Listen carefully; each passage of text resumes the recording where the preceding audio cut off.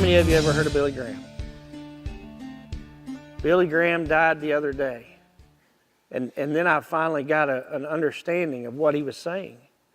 Billy Graham touched over 215 million people for Christ.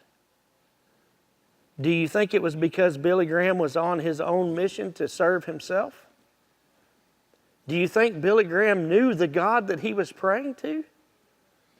Do you think God knew him? Do you think he was praying for God's will and for God's kingdom, or do you think he was praying for his own will and his own kingdom? In Matthew 6, verse 9, he says, pray like this, Our Father in heaven. So who are we praying to? Our Father in heaven. Who are we asking to answer our prayers? Our Father in heaven. Does he know you? Do you know him? And so we know who it is that we're praying for. This may sound like a crazy question, but is that in fact who you are praying to? When you sit down in your prayer life and you are asking God to do something in your life, and you sit down and you say, Heavenly Father, I am without a job and I need a job and I need to find a job and got to have money in order to pay my house payment. I've got my truck payment due. I've got all these things, and God, I need you to take care of all this stuff. And then you walk away, and then who is it that tries to solve all those problems? Yourself?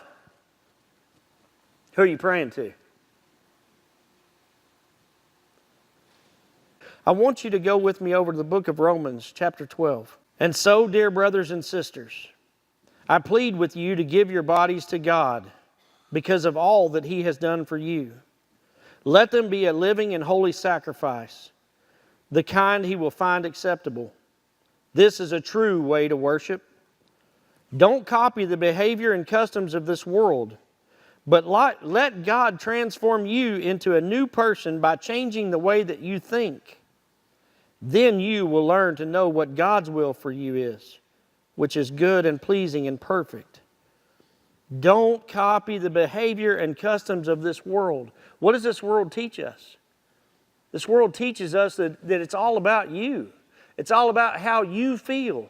It's all about you being happy. It's all about you being who you want to be. God says, don't transform to the ways of this world, but let God transform you into a new person by changing the way that you think. Then you will learn to know what God's will for you is, which is good and pleasing and perfect. And when we are loving God and trusting God, we will see God's kingdom grow. We will see God perform those miracles that are all throughout the Bible.